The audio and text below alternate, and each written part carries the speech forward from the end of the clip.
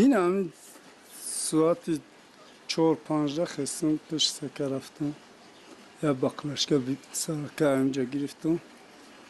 رفتم دور اومدم گفتم چی عریضه داشتم اونجا سپردم گفتم که این بقلشگاه ده چیه گفتم که سرکه گفت چیکار میکنی گفتم که من پیش جناب دروره من اون جناب اولی گفتم یاردم میتیه گفتم این جناب اولی گفتم درک نداره همین کارو همین واقعی گفتم آخه بردیان تهمتم کردیان زدیان که مثل تو گناهگاری گاو دزدی تکری من گفتم نکردم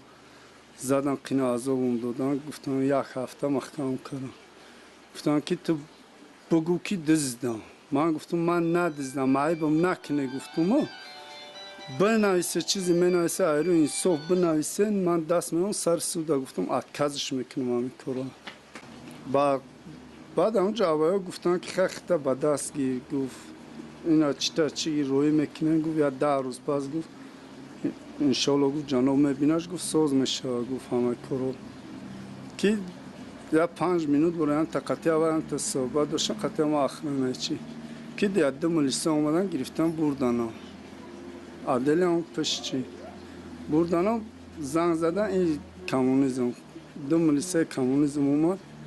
دور اومدن اوچه تفعلان کنم ایتا کنم من گفتم ایتا نگوی من خود رحمتی اوچان بندگی کرده گیا حقارت نکنه حقارت کنن دشمن کنن یا مش دا پاره رون زدن بازی هم در دوره کنم تا پاره کلیا کم دا زدن یا مش کشتنی خطا نمیره دا دایره دشان بین که خطا کشی دایر جوی دیگه کشی میگه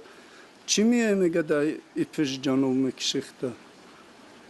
اوچه تفعلان کنم ایتا کنم من گفتم اوچه حقارت نکنم من اوچان بندگی کرده گیا